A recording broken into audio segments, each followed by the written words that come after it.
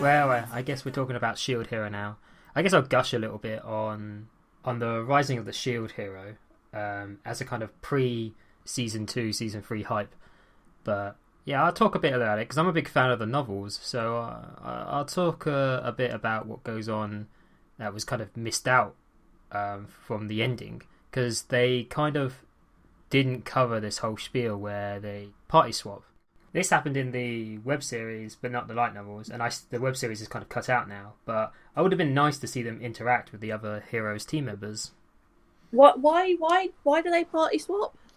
The Queen says to do it, basically. You know, at the end of the series, when they go to the island to train. I don't want Spear Hero to get a little philo. No, they don't do it forever. It's literally just a temporary party swap so they can see how the other heroes train their team members.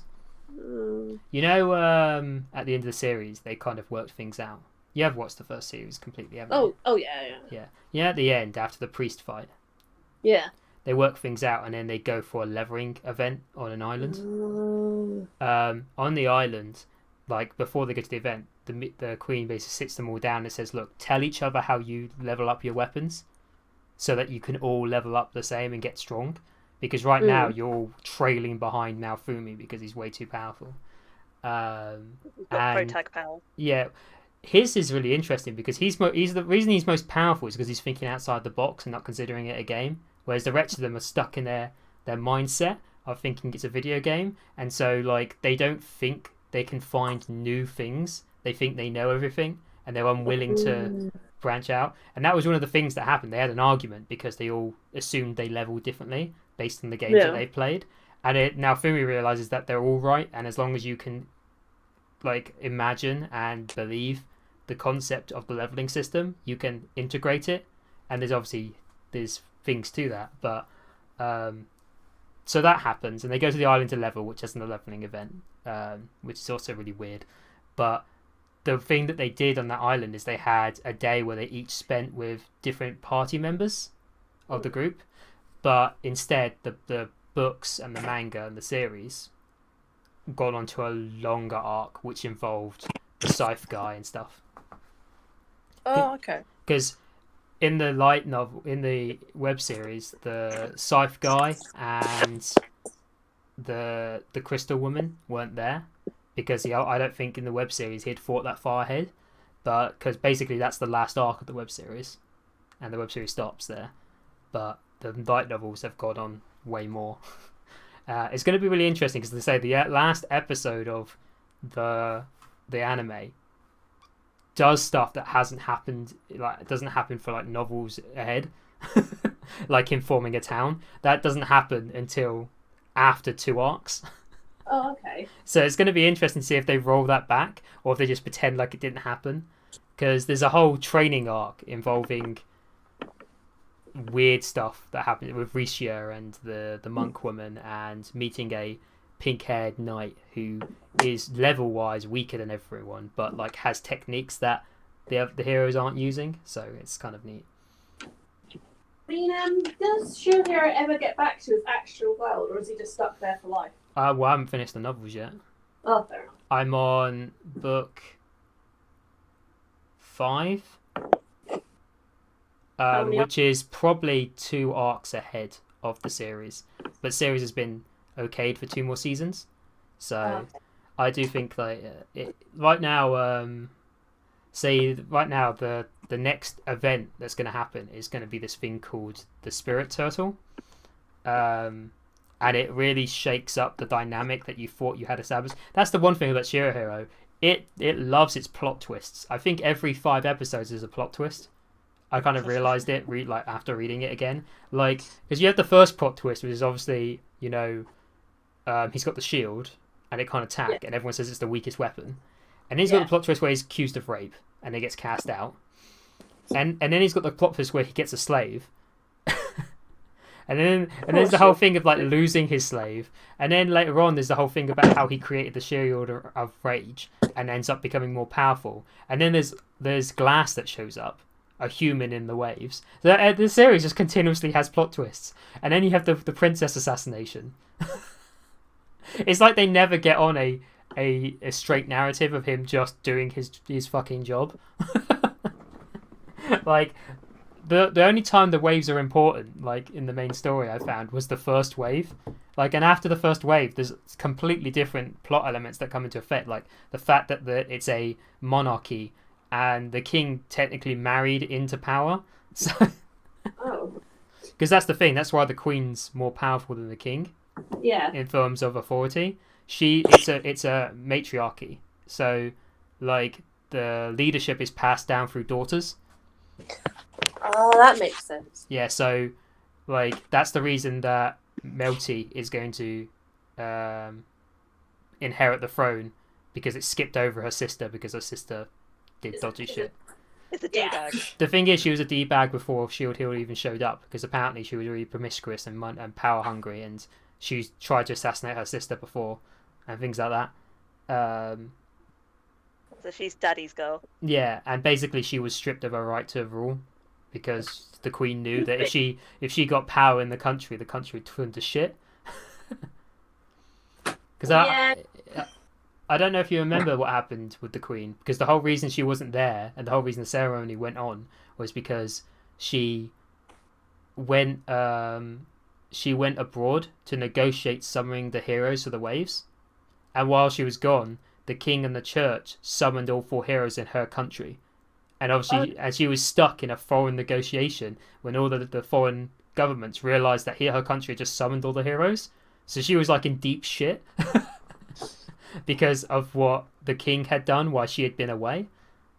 Yeah. And basically caused a diplomatic incident where she had to basically negotiate them down to not starting a war. Yeah, I didn't do this on purpose. It's my idiot fucking husband. Yeah, it's the whole reason she was so fucking angry at the husband at the end, and she like sentenced him to death. The things he had done were far more reaching than just dicking on Naofumi. They had caused an international incident. So did she actually kill her husband in the end? No, Naofumi stepped in, didn't he? And he said said that he wanted them renamed to Trash and Bitch.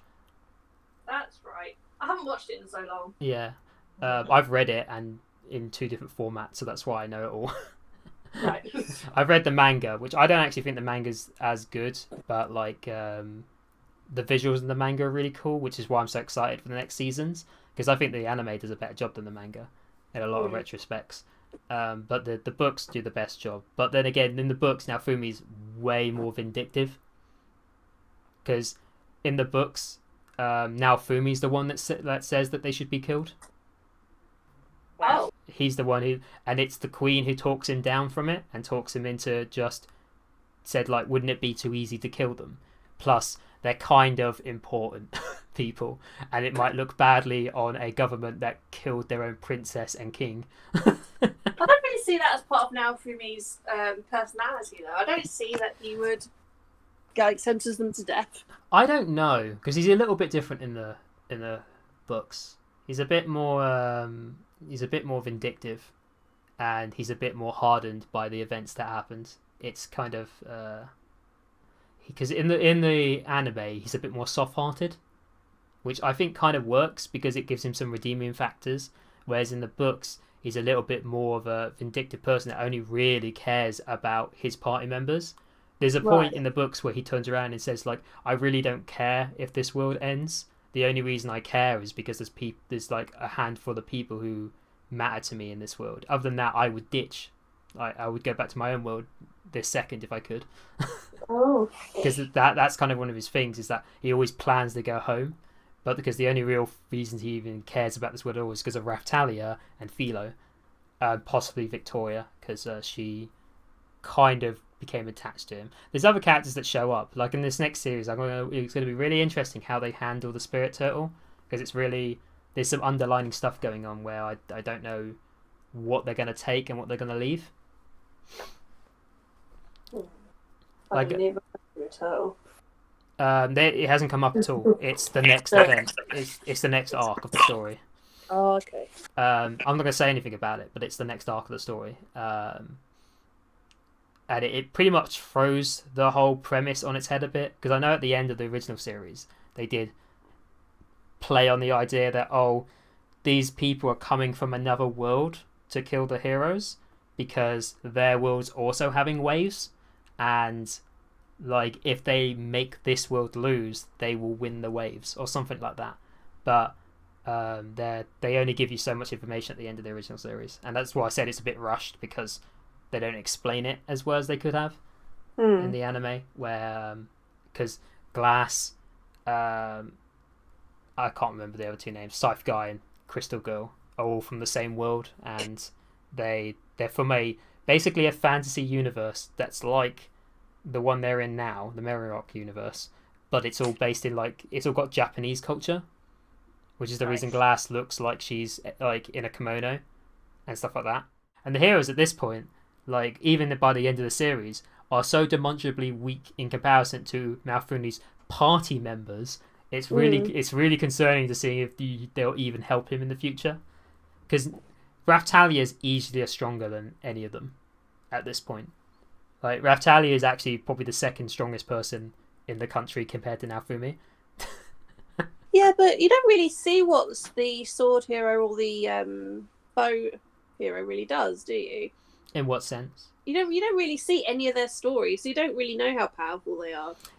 The interesting way they do it is they have Naofumi experience the aftermath of their stories. Because you know that the sword hero defeated a dragon, for example. Oh, yeah. So you know he did that. And you know that he did that pretty competently. And the same with the bow hero. You know he goes around basically acting like Batman and not telling people he's the bow hero and then solving problems and then walking away. And he like overthrows rulers and stuff, because that's what he did in that country. But it caused a famine when he went away. So they are doing stuff. It's just they're not really thinking about what they're doing. They're fucking things up. And I say with the party thing as well, when they introduce each other's parties, I feel we've missed out on that in the anime, because there's this whole thing where they all treat their party members as if they're in different styles of games. I wonder if it's going to come up in the beginning of this series and like they'll recap it. For example, the sword hero, he treats his party members as if they're lower leveled members in a guild. So he'll send them out to go gather materials and level up in appropriate areas, while he goes up and levels up in a higher area, and he'll like allocate them to do things. The bow hero treats his like a tier system, where the people he respects the most are treated the best in his party, and the new members are treated the worst, which is one of the reasons why Raffia was treated so badly in his party, because she was the green-haired girl. Yeah, she was deemed the weakest. You don't really learn a lot about her towards the end of the series, but she's quite important because she's kind of like teaches you how Isaki worked in his party, and the other dude basically uses the women as support and never lets them go into battle. They just back him up and like buff him. Like Gary Oakes cheerleaders. Yeah, kind of. But he's like, they're all support members. He hasn't got any other frontline members. He's the only one in front, so he's going out like being the big dick hero. Yeah. So there's that thing. But then Naofumi has negatives as well, because every one of his party members is enslaved to him. The thing is, they want to be though, don't they? Yeah. Can you see why that sounds bad from a distance though? It's kind of Stockholm-y, isn't it? you got this beautiful like raccoon girl who everyone says is really beautiful, and it's because he's leveled her that she's become so like powerful and beautiful and healthy kind of thing, is because he's looked after her like a project, because that's what he kind of does. That's his kind of mindset. And then the same with he never treats Philo like a human, really. He treats her like an animal. So she doesn't care because she is an animal. But it's like how he always says like, well, she loves pulling the cart, and she does. She has a weird mentality, like a weird mental thing where she likes pulling carts. So she does like pulling the cart though. Yeah, and that's the point. Really. It's kind of funny. But like I say, he's got negatives as well. But when they did the party swap in the light novel, in the web series, he got to see this more intricately. But in the books, they just kind of explain it, and then he just kind of thinks it over and goes, so he treats them like they're in an MMO. Isekai keeps in like they're in a party, like in a RPG, where the new members need to level up and like get to the same level as the main character, and the other guy treats them as if they're groupies in like a harem game or something. So he only has female like guild. Who? Spear hero. Yeah, he does. He only has 3 females, and they keep changing. The only one that's consistent is the princess. Like the other ones swap in and out depending on who can stand being around him longer. Because he's initially attractive, but then he like turns people off as they go along. He turns into a dick. Well, it's more that there's infighting between the women. Like I say, I don't think it will ever get explained, but it's more that there's kind of a bitchy infighting to know who's the head B kind of the girls in his group, and he's completely oblivious to it because he's not very good at dealing with. He's not actually all that aware of women's feelings. That doesn't surprise me. Yeah, that doesn't surprise me either. And like you say, as it goes along, he also desperately wants Philo to join his party because he's like obsessed with Philo. That's because she's so cute. It's because she's like a little angel character, and he likes little angel characters. Yeah. Creepy, bruh. It hasn't happened where I've come up in the books yet, but I know there was more cursed weapons that show up later on. So that's interesting. But yeah, like that being said, now Fumi's members are all female. That is true. That's true. Not only are they all female, they're all underaged females. If you think about it. Yeah. Oops. Yeah. How old is Raftalia? Raftalia is technically 11. Oh shit. Like But for how long she's been awake, like alive for, but obviously her age might be... the monsters and the demi-humans don't work the same as humans. They mature based on their level. So technically Raftalia is a fully grown adult. And she's mentally more mature as well because she's had to deal with shit. Much more shit than a lot of people had to deal with in their life. Yeah. And then Philo is a little girl. Like, just definitely a little girl. But then she she's hatched, probably never going to really mature because she's a bird. So she's probably going to stay naive her entire life, quite honestly. Unless she takes over from being like the queen bird, I guess. Yeah, but you have to remember that queen bird's probably been alive for thousands of years. Because that's the thing with Shield Hero, because it's an isekai. Often isekai lose me after one season as well. So the fact that kept me engaged for more because of how much plot twist it had is kind of telling. But I imagine anime-wise, now Fumi's probably not going to really want to go back to his other world when he's got everything he ever wanted in this world. I think he will. I think he still detests the world for what it did to him. Because a lot of stuff he does is to prep the other characters for when he's gone. But maybe he'll have like his own little island or peninsula where he can run things the way he wants. And he's just going to leave the rest of the world to burn. I think if it's possible for the heroes to go home, because that was just something the king said once, and has never been confirmed. Yeah, it's just some rumor that he said, and he said rumors that aren't true in the past as well, like the whole thing about the shield being the incarnation of the devil. So yeah, it's going to be interesting. I bet now Fumi can't wait just to go back to the regular world. We can just go back to school. If that was to happen, I feel like Raftalia would go with him as an ending, and it would just be them leaving, and Fiona would stay, and Raftalia, because Raftalia's got nothing really in that world to stay for. She just wants to stay with Naofumi. So I could see that happening. But then again, I don't think the novels are even at the ending, so for as I know, by the end of the story, all the heroes die.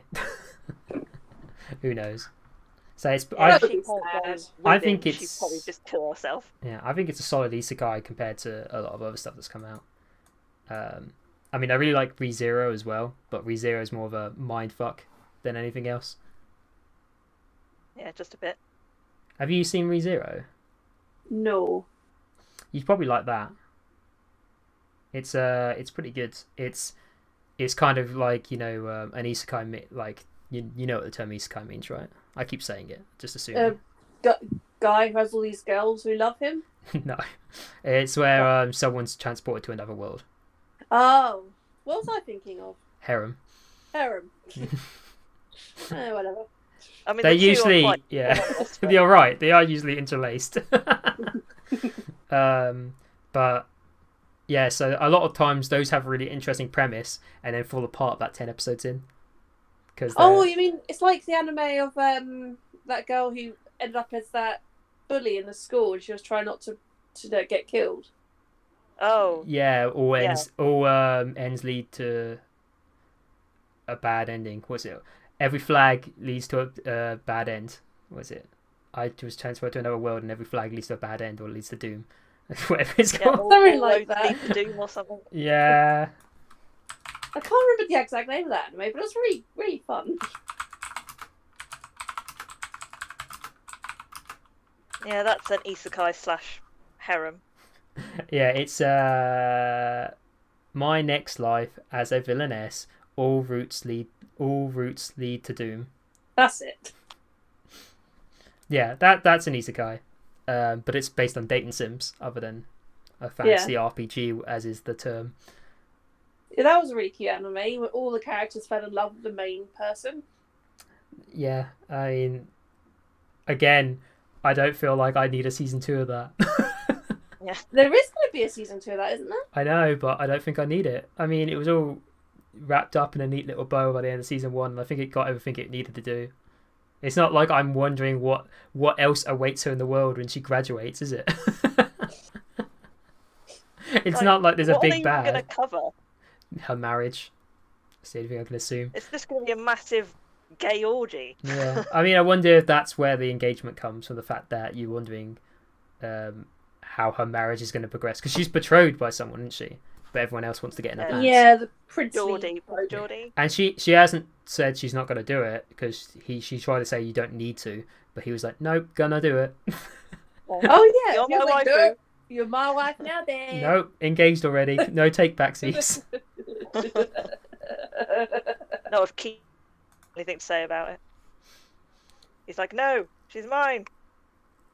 Yeah, he's like, I think he's one of the worst. He's like the worst bloke in that anime. There are so many cute guys. Well, the prince or Keith? As in the prince. I think he's too princely. I really You love just the know Prince. that he's got something bad about him that he's not saying yet. No, they're all nice people. They just had disorders that were completely negated by the fact that she was too good to them. Because they're all supposed to have a slight disorder. Because that's the thing. In the original game she played, wasn't it? They all had these mental disorder that the blonde main character was supposed to fix when she falls in love with them. But because she never caused them to go off on a tangent, they've all just kind of got personalities. Because the prince is kind of, he's a bit self-disgusting because he's locked in this loveless marriage and he's too cowardly to break out of his... Or he's too prideful to break out of his commitments for his family. That was the original story. But then when she came along, she was like, no, it's fine, don't worry about it. And she treated him like a nice person. He just fell in love with her. So he's like, I'm perfectly happy to commit to this. So I kind of like it about Let's him. not be shitting on my boy Keith. I mean, Keith's the Yeah, but The Keith brother, is like right? her like little brother, isn't he? Keith's the little brother, right? The Yeah. one that like was supposed to be abused by her and become angry, but she treated him like a human being. I'm not saying they need to get married, but just Keith is best boy. No, best boy is that dark-haired one who had the little sister. He was nothing. I don't know how you can say Yeah, that. like, where's his He was personality? bland as fuck. I thought he was cute. He had a cute smile. But he's so bland. I mean, I liked his sister better than him. Yeah, the girls were too needy in that. They were a bit needy. I don't know. I kind of liked, what was it, the brunette who is into making flowers. Oh, yeah. Yeah, and the fact that she was she's betrothed to this guy, but they both want to fuck this other girl. I just think it's really. she's betrothed to the other bloke. Yeah, the silver-haired brother. Yeah. Yeah. And like they're both kind of like just dealing with it, but they both secretly want to like get with the main character, and I just think that's quite funny. It's like we don't want to fuck each other, but we want to fuck her. Yeah, so we can there's an agreement there. It's an unspoken agreement between like rivals. everyone wants to fuck the main girl. It's like Yeah. Well, we're talking about isekais now. We were going to talk about something else, but now we're on this tangent. Now we're on isekais. Isekais. So things where people get stuck in their world. Technically, was it that one with Sakura and Tsubasa? yeah, Tsubasa. That's an isekai technically. That's an isekai. Yeah. Not that I know anything about it. But not everybody loves Sakura though. She's literally Sharon's property. That's not an isekai. We've discussed this. That's a harem. These are two different genres. I don't know. I'm They're saying just... that it's different from the others. Yeah, but not everyone was in love with Naofumi. Like technically, no one was in love with Naofumi apart from Ratara. Everyone hated him. So it was like a hate. Loves him. Yeah, but she loves him. Like she's been, imprinted on him. She's naive and a little child. I mean, I remember watching Tsubasa, and it was such a good anime, and it had really nice music and stuff to begin with. But then it got like really confusing. Yep. I still don't know how it ends. Me either. I don't think I'll ever know. I don't know how to piece it together. I don't think I could go back to that series. It's such an investment. I mean, Kim, do you know how it actually ends? There's at least 2 or 3 versions of everybody existing at different points at different times. And you just don't think about it too hard and enjoy the pretty artwork. Oof, that sounds painful already. To be fair, Shield Hero is about. I mean, season 3, Shield Hero is going to get very convoluted. Like, because it's not going to fuck me up as much as Tsubasa, is it? No, it's just the fact they add a new layer onto their fantasy world, which makes it infinitely more complicated. Oh, do you know what Shield Hero is missing though? Oh, go on. In the Tsubasa, they've got Mokuna. And Mokuna's the cute little rabbit thing that goes along with him and is all cute. There's no little mascot in Shield Hero. You're saying that Philo doesn't count? Philo's not a mascot, she's part of the actual team. Yeah, so she's a useful mascot. Mokuna's useful. I mean, unlike other mascots like Kiraberos and stuff like that, where they're not useful, like, at least she goes in and kicks butt. There's a reason for that he can't have his powers back until she has the fiery and the earthy card. So you're saying he becomes useful? Yes. So he's a mascot that's useful? Yes. So Philo's a mascot? You know what I mean though? She's part of like his guild rather than like. Yeah, she's a active member, but she is like the cute character. I mean, if you want cute characters, wait for season 3 in my Shield Hero even. Like, there's a bunch of them introduced in season 3 that are basically mascot characters that float around. Oh, cool. But you have to wait a season. Little mascot. Right now, it's like I said, I feel the next season is going to be the tragic season. Like large scale tragedy. What other isekais have you guys seen? I have to think. Ones where characters obviously, so they're characters who are taken from their world and moved into another world. Digimon. Yes, Digimon is the best isekai ever made. Just do a video on that. Why Digimon is the best isekai that's ever been made, and just get like. I mean, it's already been said by enough people that Digimon Adventure, the original one, is a really good isekai, like early isekai, because it's a bunch of kids get sent to another world, and it's a bit science fictiony. So yeah, and plus it's basically got that Pokemon dynamic as well, where they're training wild creatures. Also, solid stories in Digimon Adventure. Like, if you think about it, there's so many good characters in that season. The remake sucks. The first anime I watched. Yeah, the new remake that came out, I don't like at all. You know, there was one that came out this year. Oh yeah, then the new quote unquote Digimon Adventure, where it's got more budget, but I don't know, it's got no soul. I feel I've been watching it, and I also don't really like the way it's gone. The way that they just kind of dip their toes into the digital world and they're not really stuck in there yet. So, but then I dropped it on episode 4. To be fair. Would Undertale technically be an isekai? Yeah, it's a video game though. Yeah. I mean, I assume plenty of video games have that premise of you being dropped in another world. I'm trying to think if there's any like old anime that I didn't realise was an isekai, and now I do. Things that we don't realise were isekais. Well, I don't think the naming premise had arisen before when Digimon was around. I don't think we started using that terminology until Sword Art Online became popular. It existed before that, but Sword Art Online kind of put it in the mainstream. Yeah. Would Pandora Hearts be one?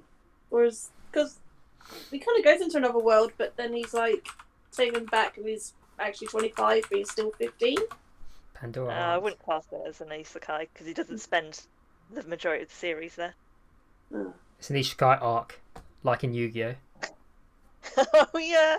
Oh, is that in the digital world? No, I was talking Yeah. about when they went to ancient Egypt on the last season. Oh, I never saw that season.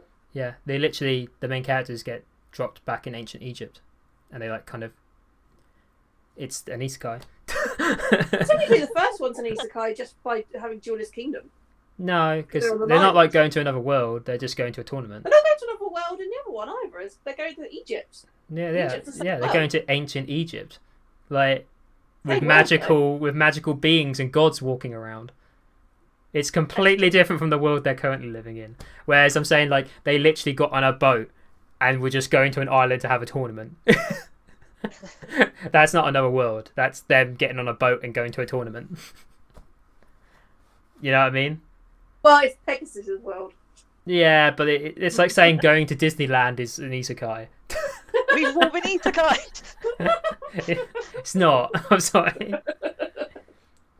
It's where you get taken out of environment that is your norm and like put into another fantasy or / sci-fi / digital world. That's why like Sword Art Online's kind of a watered down version of that because he's not technically just entering a video game, but he's stuck there because that's the line.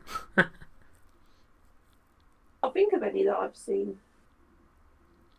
You've probably seen more than you think, where there's characters being taken from one world to another, but you haven't really thought about it. Probably.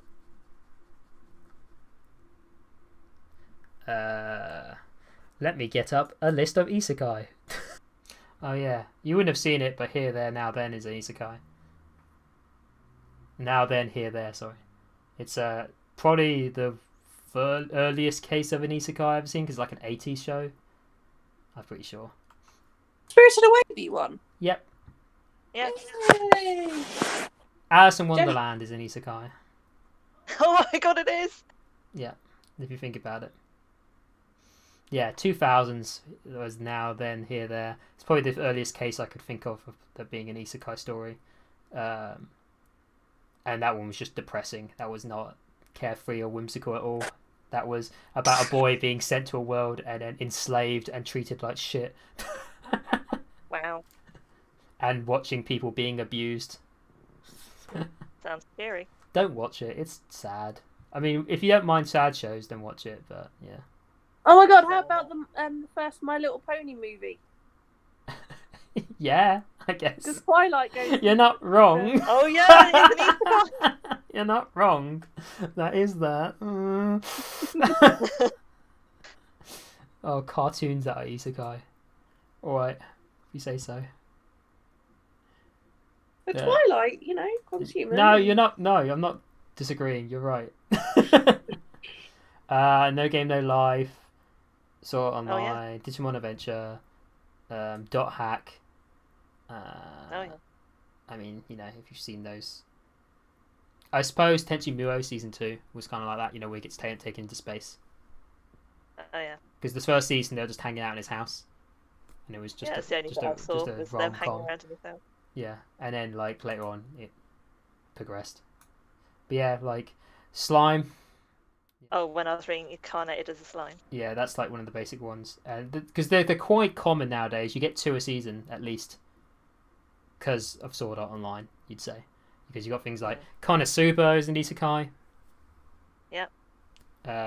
ReZero, that title of it, Slime, Tanya the Evil, The Boy and the Beast, which is a film, Overlord, Drifters. Oh. You've never seen Drifters. Gate, probably haven't seen Gate. Have you seen Overlord? One where he's a skeleton. Yeah, I know of it because it's referenced everywhere. But... Yeah, it's just it's basically I've been sent to another world and I'm incredibly OP. I'm like this world's end boss, and everybody wants to suck my dick. Yeah, basically. Well, he gets summoned into another world with his guild hall. That's the thing that makes him so OP. So imagine being on an MMO, and you have a guild hall full of everything your guild has collected over the entire duration of your game, and maxed out levels, maxed out equipment, a bunch of like NPC like protectors for your guild hall because you can be attacked, and that all goes with you. Into a world where you're like you would be considered strong if you were like level 10. Wow. So he's absolutely absurd in his genre. There's Log Horizon. I know Ben's a big fan of Log Horizon. I know of it. Yeah, Ben loves that. It's basically the politics isekai, because it's all about the bartering and politics.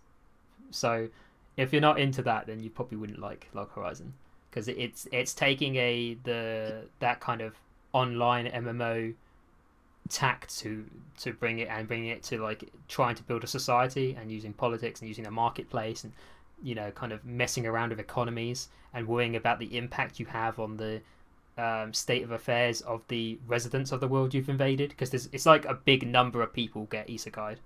Like I think, was it couple thousand players get isekai'd, so it's not like just one dude, it's like a whole community of MMO players. So wow. So that's the thing, and they all come into this world generally at an advantage over its residents.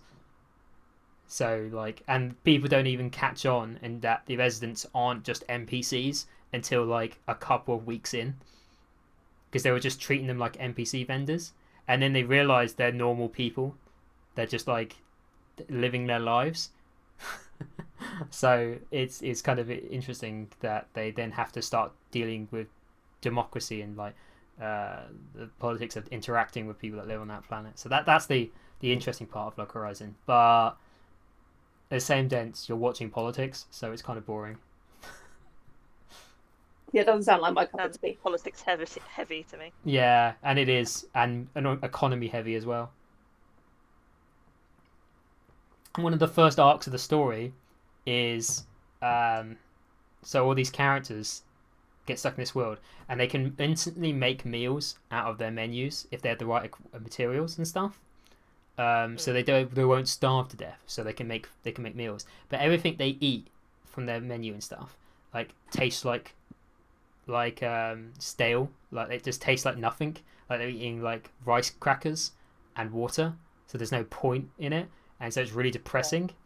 And then one of the main characters realizes that if you have a high enough cooking skills and you physically make the food, it tastes like real food. So they then corner the market on food that tastes good and become rich, because no one's realized that you can do this. And when they sell the idea to somebody eventually, and that leads up to this point where they like buy a lot of land. So yeah, wow. So there's a lot of that going on. A bit like in Dr. Stone, where he makes them ramen and they think it's like the best thing they've ever fucking tasted in their lives. Yeah, kind of, and that's created demand, and it's given him clout. But in this one, they use it to get monetary gain, and it's a clever use. Ramen is the tastiest thing. It can be, depending where you get it. In Japan. I recommend Japan. In the long distant future of 2014, when 2024, when we're allowed to go back there. Oh. I recommend ReZero. Like, it's that, but Groundhog Day. If you can wrap your head around that. I don't know. So, imagine serial hero, yeah? Mm. Like, the premise of, you get sent to a fantasy world, has its own magic and stuff going on. The main character, when he dies, he gets reloaded at his last save point. There's the politics-y one. No. This is ReZero. It's a different isekai. It's Oh. not got any politics. Well, it's got a bit of politics, but it's not important. The important part is that the main character has no inept abilities. He isn't powerful. He's just a dude that gets dumped into a fancy world of elves, magic, spirits, blah, blah, blah, blah. But his one ability that he has to his name is the fact when he dies, he just resets back to a previous point. Oh. So he can groundhog his way through events to get like the best outcome. But Is that like Happy Death Day? Hmm? It's like Happy Death Day, isn't it? Yeah, Groundhog Day, Okay. Happy Death Day, same thing. Because you die and you go back to the beginning. Yeah. Same thing. You got a reset point. Yeah. Yeah, the same premise. But his whole shtick is when he dies, he feels like he's dying.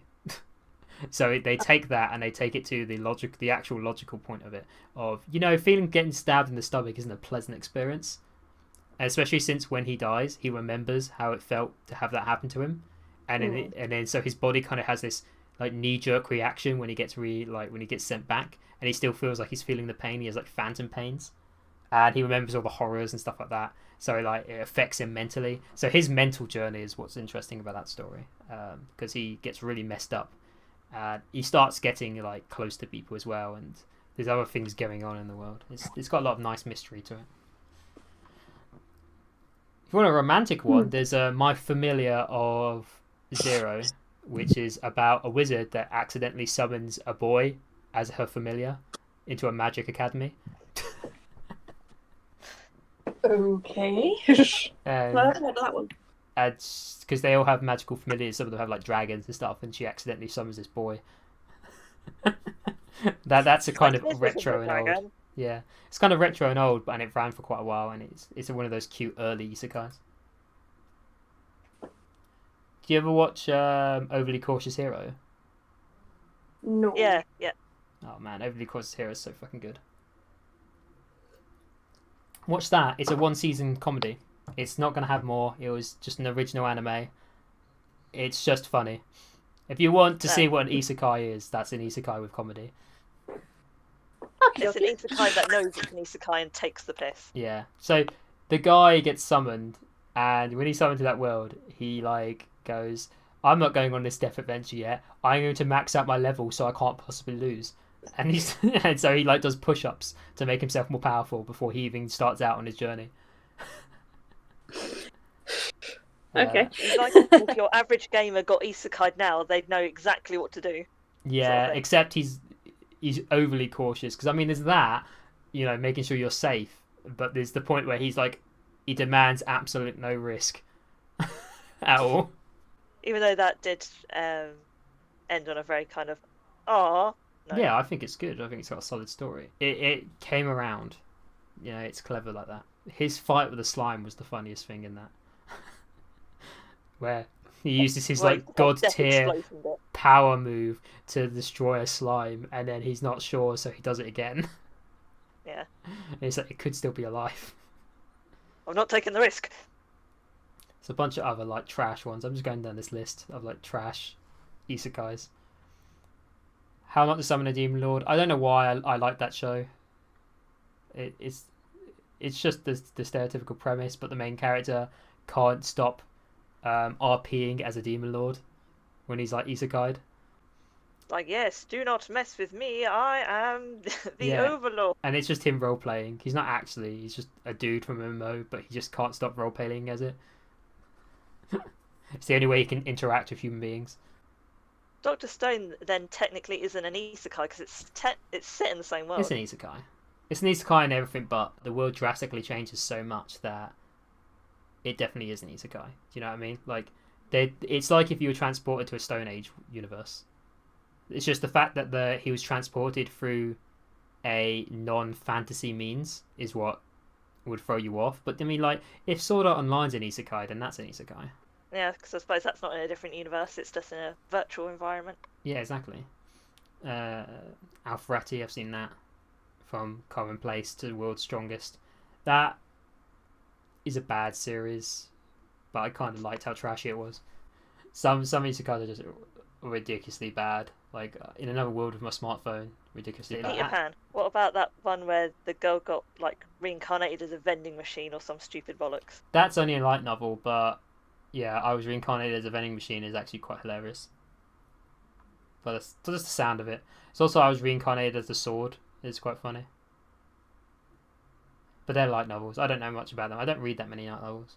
Oh, Final Fantasy Unlimited is technically an isekai, I guess. That series... I don't think anyone should watch Final Fantasy Unlimited. I'm a weird fan of it, but it's one of those ones where it's basically Power Rangers.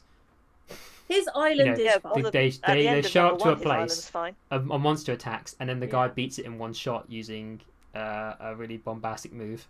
And that's every episode of that series. What Western isekai can you think of? As in cartoon? Yeah, or shows. Because I was saying, like, Labyrinth is an isekai. Oh, yeah! Because, I mean, she gets sent to that. That's like, stereotypically an isekai. That's a good one, though. What about Nightmare Before Christmas? Yeah, I don't know. I guess it could be, but it's not like he gets stuck. He like basically sneaks into another world and steals their shit. Yeah. But they're kind of paranormal, to be fair, because of the fact that they are separate worlds, but they go back and forth and visit them, like Legend of the Guardians. How about Once Upon a Time? Do they come from the fantasy world into the real world? Yes. It's kind of like a reverse isekai. You know, where things are coming into our world. Like Recreator. Do you remember when I showed you a few episodes of that? Yes. And it's like about fictional characters being summoned into the real world. Yeah, I mean, I think that's still an isekai because the main characters are being put into our world and having to deal with it, so why not? That's a real life isekai. Yeah, exactly. As a person. Like, wasn't that Birth by Sleep? No. You know the girl? Yeah. Oh, Zeon. The girl who can use the Keyblade. Well, she's a copy. Yeah, but it talks about like how the Keyblade like recognizes it starts talking about the Keyblade's like mentality, and then they just make more, and then there's multiple Keyblades, and it's like, oh, that's not good. There's so much stuff where I was like, how is there more Keyblades now? Why is there a Keyblade war? What does this make? It doesn't make any sense that there's multiple Keyblade users, and then they suddenly had to address that with Birth by Sleep, and Birth by Sleep just made things worse. Like, that's the problem. They keep making things worse when it comes to making it convoluted. You could have just had a simple game. You could have just had Kingdom Hearts 1 all the way through. I know. Sometimes I wish they'd just left it at Kingdom Hearts 1. Yeah, but then you wouldn't have had the fan base that loves the organisation. Kingdom Hearts 2 is my favourite game of all time. Kingdom Hearts 2 plays and is fun, but its storyline shits its pants in the last 10 minutes of that game. If you think about it hard enough, with the nobodies and stuff, and the whole premonitions, and then trying to explain away the fact that the nobody organisation, how they work, and how a character in the fights, and him being able to fight himself even though he's absorbed his nobody back into his. I know Zeon and Aeon, Zeon as well, like the main villain of it, trying to explain his whole shtick because they made him so stupid. It was like this thing of like he was this old guy that went into this young guy and then split up into two people, and then he became these two different people who were both trying to make Kingdom Hearts, but one of them was trying to make it with the hollow power, the shadow powers, the Heartless, who have hearts because that's all they are, and the Nobodies power, which have bodies because that's who they are. They're just called Nobodies for no reason. They almost keep going. And then they both have these intricate plans to restore Kingdom Hearts in different forms, but both times don't really make any sense because they both require Heartless in order to absorb into them. So it means that the Nobodies just exist, and when they die, they don't go anywhere. It's like you're just literally making corpses, and then do they then there's this whole thing with Riku turning into Ansem, but he's not. It's just a physical thing because he was using Ansem's powers. So, and then Ansem goes away after 2. I've not played 3. Yeah, good luck. So either they should have just left it at Kingdom Hearts 1, or he needed to make up a congruent plots in advance and then spread that across multiple games, not just make shit up. That's the thing. I think there was too many cooks. Too many cooks. No, I love Kingdom Hearts. It does just start to get very confusing by the end of it. Understandable. I mean, I have a lot of that with other stories. Like, I'm very well known for liking stories that are quite bad, but there's something about it I love. Like, I like Sucker Punch, and that story makes no sense. Well, I like the Kingdom Hearts Disney / Square Enix world. I think that's a really cool part of the game. Well, there's not much to the Final Fantasy Square Enix stuff put into Kingdom Hearts, but Final Fantasy is nothing but convoluted storylines. There's always this thing of it was I'm trying to become God or something like that. Or I want to like Sephiroth's story of I want to explore the galaxy using the Earth as my own spaceship.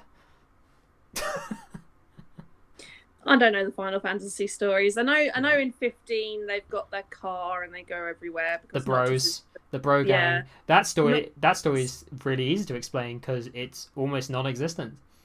There's a he prince. loves Lady Freya, and he's going to go get married to Lady Freya. There's a prince who's going to get married to a princess, and they're betrothed, and they do like each other. He's going on his bachelor run with his bros, and on the way to the city, an Aeon attacks or a summon attacks. I can't remember what they call him. They call him in that one. They've got different names in all the games. And then the world plunges into darkness, and he has a big fight. And his dad dies. Yeah. All the other stuff is filler. All the other stuff that goes on is just filler of them fucking around. That's the main story. That's why I say it's so easy to explain. It's literally just making his recipes and... Yeah, that's all filler. Like, the only real story is he's going to get married, a disaster hits, and then he has to solve the disaster. And his wife who dies. Yeah. Doesn't he die as well? Eventually, yeah. I mean, spoiler alert to anyone who hasn't played it. I mean, you go away and take half an hour of your life to complete the story mode on it. Because if you don't do any side stuff, that's how long it takes. Well, surely it would take longer because you need to level up to do like the end. If you're good enough, you can just go. Just watch the videos on YouTube. Yeah, I'm sure if you know the mechanics well enough, you can just cheese it.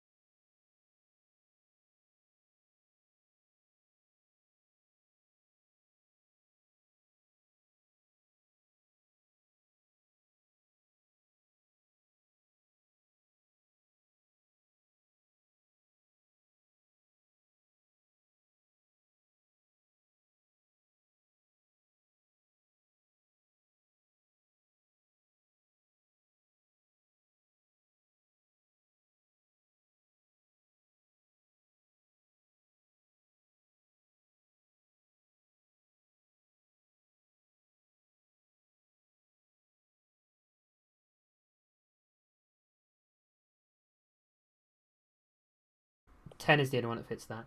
If you think of any of the games or any other Oh, Western speaking of shows, go for isekai, it, 'cause wouldn't I'm Final struggling Fantasy with Western 10 be shows. one? Yeah, most of them are kind of belong in the world, slice things of like life something. esque. Yeah. Yeah. Harry Talk about Potter is convoluted thrown into the storylines. magical world. I was thinking of Harry Potter. Actually, I was thinking of Harry Potter because he is thrown into a. That's not even the best line in it. A lot of people get held up on that laugh scene, but there are better. One would argue it's a sequel. Do you remember when the first line he says out loud in the? But it's got the same. It's got the same basic premise as an isekai. Because it's him at a campfire. Mechanics. It's him in a campfire going, "I need food."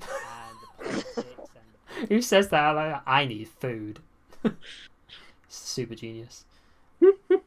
There's other stuff as well, like you've got to hope he lives long enough so you can tell him how much you hate him. That's pretty strong. Live long enough to tell your dad how much you fucking hate him. If he dies, you'll never be able to tell him how much you hate him. That's the line. And he's like, "You're right, Mom. You're right." Jesus. I mean, and he does get to say it.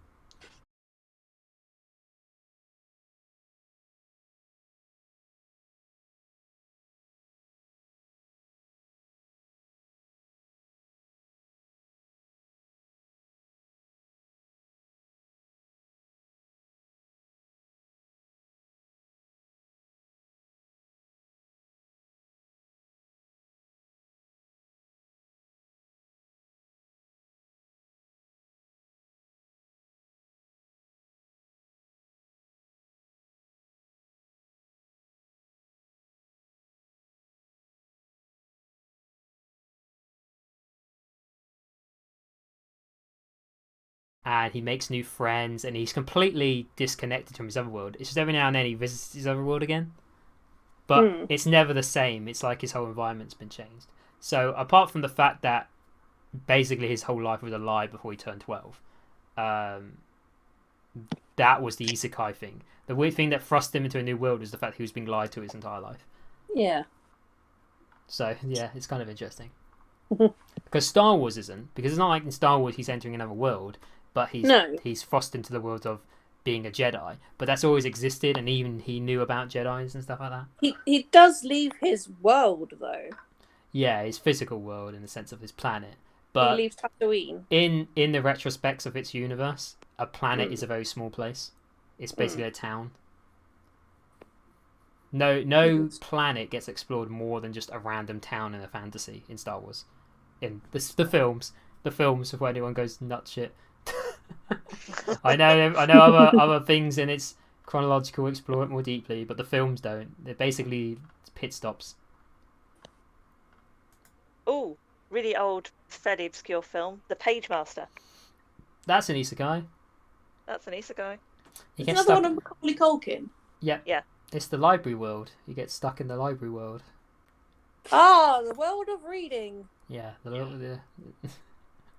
It's a bit strange, but that's an isekai. No doubt. And that's got its own mechanics. And the power of learning saves the day. It's got a big wizard. He makes friends with all the different genre books.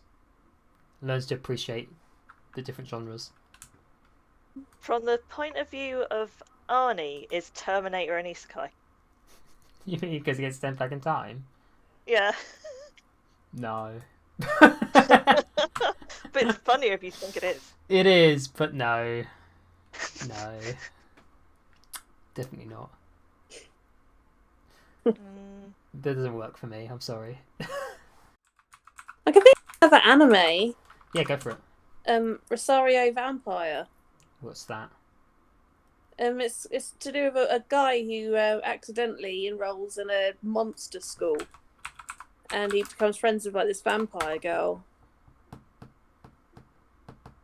Like there's the succubus girl and the ice lady monster.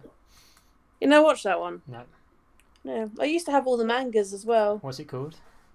Rosario Vampire. Not sure that would count because he doesn't technically go to another world, but I suppose did he know he was? Did he know he was joining a monster school? He didn't at first, no. And was the fact Is it in the same universe and it's just hidden, or is it's hidden away. So if you're arguing Harry Potter is an isekai, then you have to be able to accept this as an isekai, in my opinion. Because if he didn't know monsters existed before he went to this place, and then suddenly he's part of this monster world, even though he isn't a monster himself, he's still being thrust into it. I think I know this one. Isn't it one where like he falls in love with a vampire and she's got like a split personality? Yeah, that's it. Yeah, I think I know it, but I've never watched it. I was not weeb enough at the time. Yeah, me and Kim have cosplayed from that. Yeah. I was Succubus and Kim was the ice monster. Trapped in another. I'm looking at film tropes now, and I've got trapped in another world as a trope. I'm just seeing what it's got to reference.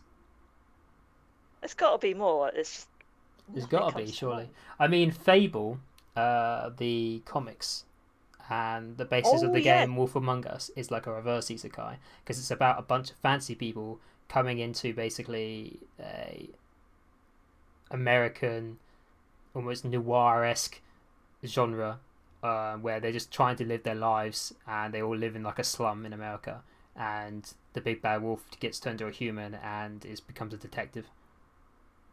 Yeah, I told Jem about this when we both got into Once Upon a Time, saying that, the comic Fable exists and it's almost the exact same thing. Yeah, they are similar, but Fable is lore drama. It's a lot more mature, I think. No, Fable, sorry. Once Upon a Time is more drama. Fable is more murder mystery kind of thing, and like crime solving. I do like how powerful and awesome the big bad wolf is in that story, though. They make him pretty great. Big B is awesome. Yeah. And they have got the interesting dynamic of how popular they are with the mundane world, as they call it, like correlates to how powerful they are. So that's why the big bad wolf is so ridiculously OP. Yeah, because everybody knows everyone who he is. believes in him, so he has more power. The same with the princesses, and Prince Charming's pretty overpowered because he's the Prince Charming from every fantasy story. So every time a Prince Charming is referenced in a fantasy story, it's the same guy. The same with the Big Bad Wolf. So the Big Bad Wolf is the same one from Red Riding Hood and the Three Pigs and stuff like that. Oh my god, would Animal Crossing be an isekai? Because you're thrown into the animal world on your island. Are you from the animal world, but you just move there, or are you actually sent there from a different world?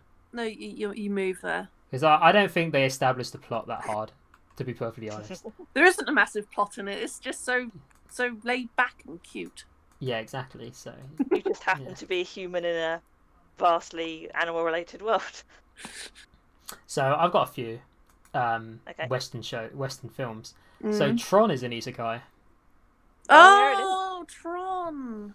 If you think about it, Tron is an isekai because he gets taken. He's basically Sword Art Online. Yeah, except the 80s. And it looks so cool. Yeah, both Trons, in fact, are isekais. Enchanted. Oh yeah. But that's a reverse isekai, basically. I love Enchanted. Yeah, then that's all about the princess, the prince, and the evil queen being thrust into the normal world, and then the prince is my favourite character. The princess starts a normal family. Weird, strange morals in that film. Don't really know what they were going at. I love that film. Yeah, but the whole thing is to accept mundanity, Yeah. That's a bit of a sketchy. Apart from the girl that the prince takes back to the magical world because he marries a normal woman. To be fair, that's a bit cynical. It's more accepting romance where you find it, love conquering all kind of thing. Wizard of Oz is an isekai. Oh yeah. That's like maybe the first one. Maybe. If you don't count Twilight Zone's many episodes. Oh yeah. Oh yeah, shit. I mean, I'm not going to get into Twilight Zone. I feel like Twilight Zone, if I could ever get one of you guys to watch the entire series of Twilight Zone, I feel we could talk about Twilight Zone. For an entire I've episode. seen a couple of episodes of Twilight Zone. Yeah, I think they're all worth seeing though. I think they're all amazing. Yeah, I've only seen those episodes you and Chris made me watch. There's something on the way.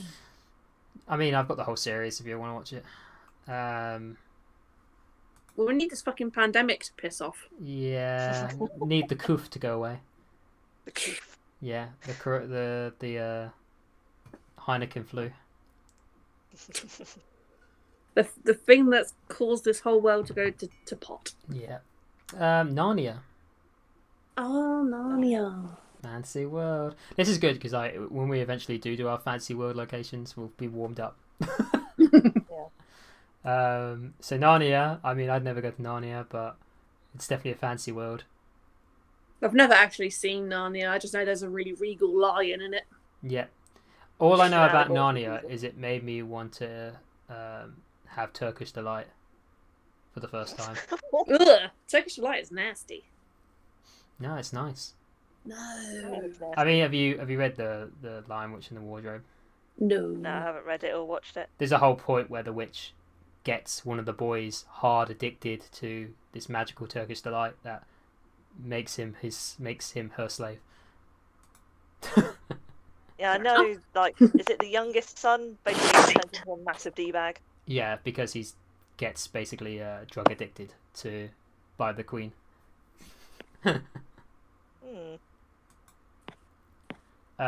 Obscure one, Cool World.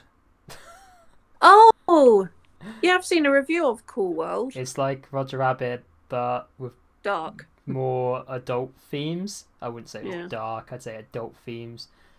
Pretty is I don't know how to describe Cool World. I kind of love it for its existence. It's like the malformed, disfigured son of Who Framed Roger Rabbit.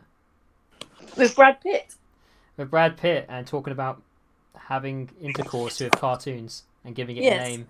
It's cool. Oh, you're not allowed to, are you? Not supposed to now, yeah, because it's you shouldn't ink dip, as the film tries names it. I don't think I want to look up this film. It's like all the like non-branded cartoon characters have come together to make their own world because they couldn't get into Who Framed Roger Rabbit. Mm. It's a very weird film. The new Jumanjis are isekais. Oh yeah, they are. They get stuck in a fancy world. They get out, but they get stuck there, you know. The same with the original TV show. Planet of the Apes, that's an isekai. Mm-hmm. Think about it. Get stuck on the Planet of the Apes. There we go. That's another one down the list. I'm looking through this trope now. Oh yes. Film and animations. Give me more. Give me more. No. More. Got a video game list here. Western there's going to be animations. like thousands of games that are technically isekai. Good old cinema trope sites. Let's get away from video games. Just do Western animations for a second. So, Samurai Jack. That's a good call. Oh yeah, shit. I mean, yeah, he's a samurai. He gets thrusted into the post-apocalyptic future. It is one long massive isekai. Yeah, man. That makes perfect sense. Can't believe we missed it. Horribly, horribly bittersweet ending. I mean, season 5 was beautiful.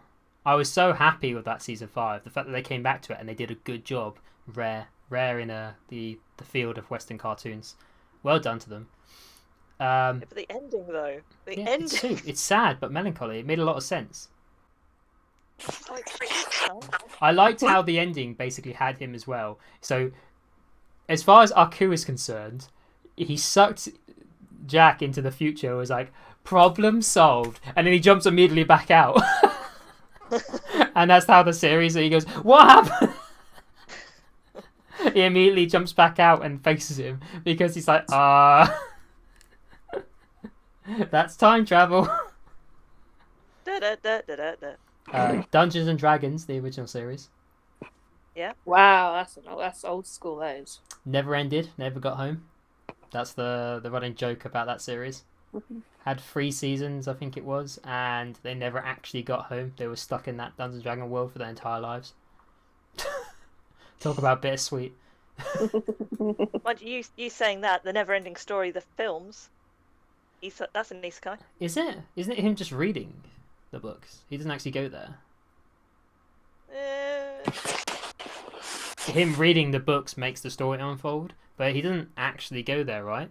He's just sitting in his attic reading the book and then seeing the story of the boy.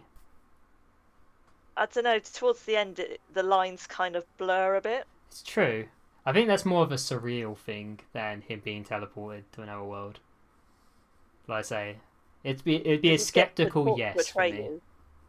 Skeptical yes for me.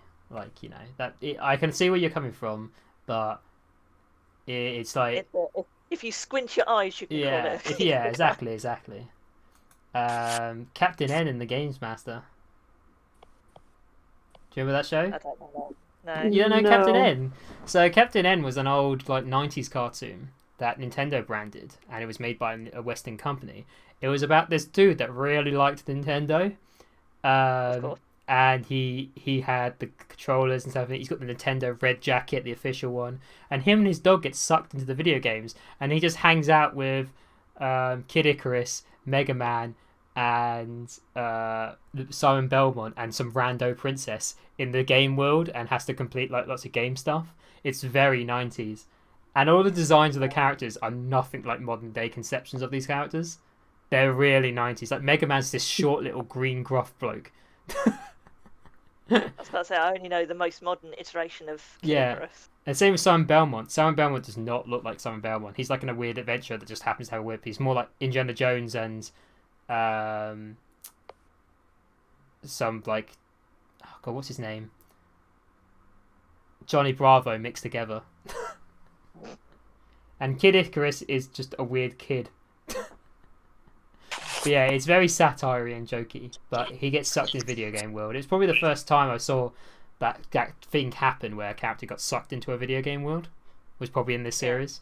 So, you know, this revolutionized that for anime. You can thank us, anime. The Westerners invented this. The West invented isekai. We did, yeah. And if not that, Britain invented it with Alice in Wonderland.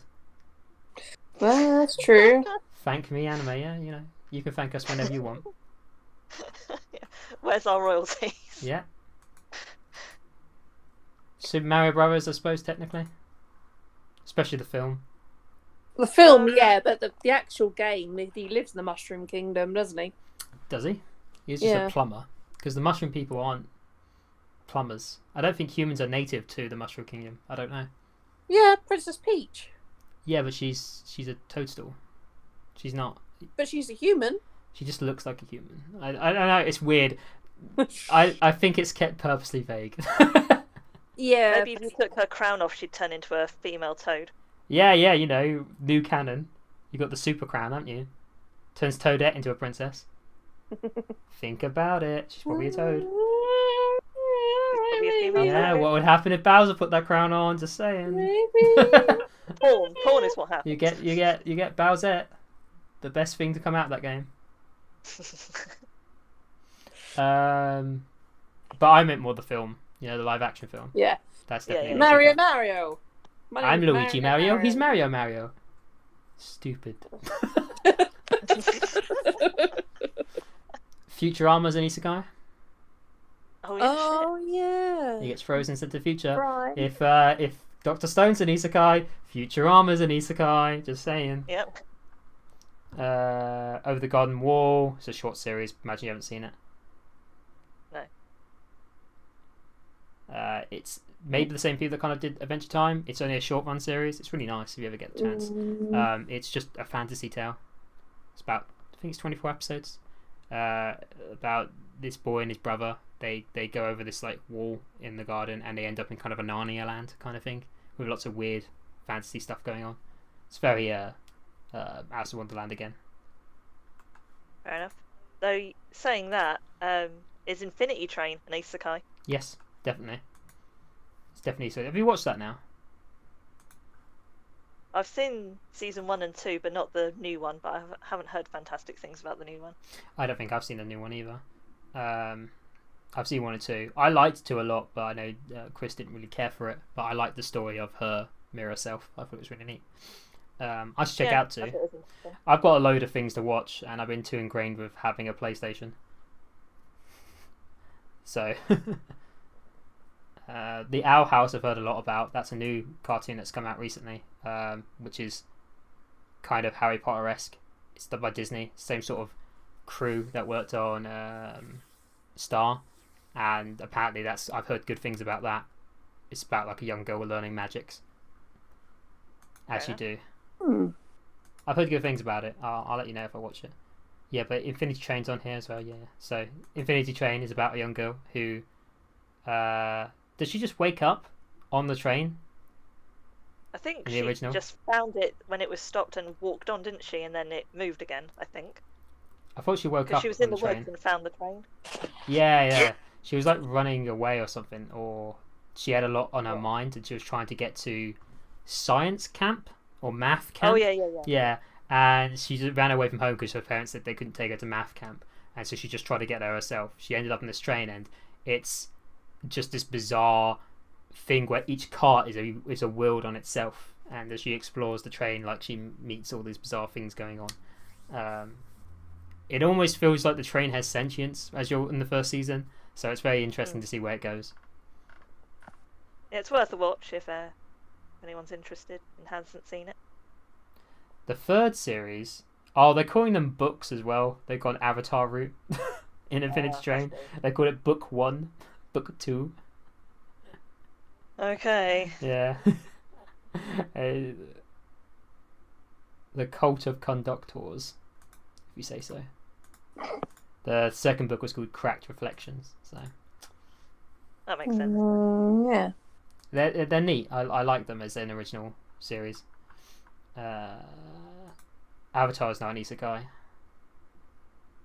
No, that's not an isekai. Oh, I'll tell you what I just thought of. It's not on here, but I just thought of it. Demolition Man.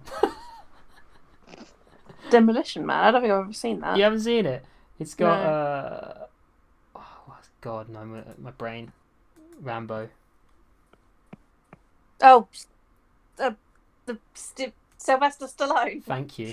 Sylvester Stallone is in it, and he's a tough and gritty cop from chaotic New York, where he stops a criminal called Simon Phoenix, and they both get sentenced to be frozen in incarnation for so many years as their prison statement. It's a new revolutionary way, and they get frozen too long and end up in a future where everyone are pacifists and they don't know how to do violence, and somebody for some reason unfreezes Simon Phoenix, and he literally runs amok because he's the only person that even comprehends the term of having violence. It's like an ultra PC world where people can't even think about swearing at each other, let alone committing an act of violence. That's actually happening. Yeah, exactly. And Simon Phoenix is introduced to this world, and he just murders people, and it's like the first murders they've seen for like 20 years, and some of the cops have never even seen a murder. and so, like, oh my God. And so they unfreeze the main character to help catch this villain, because he's the only one who knows how to deal with him, because he's the one who caught him originally. But yeah, it's neat. That's an isekai. That's interesting. You would like it. It's really good. Yeah, it sounds funny. It gets more relevant every year. It does sound that way. A bit like Idiocracy.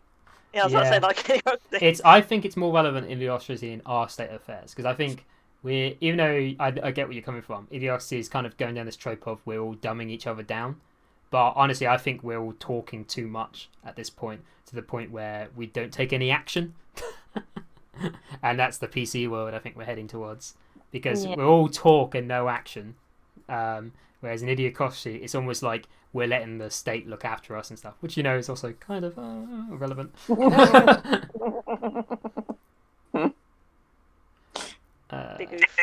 no, much to big. The end of the world is nigh. Definitely. Yeah, let's finish there. I like to let's finish on. This is our fun little rant that ended up being about isekais. Thank you for joining. Bye.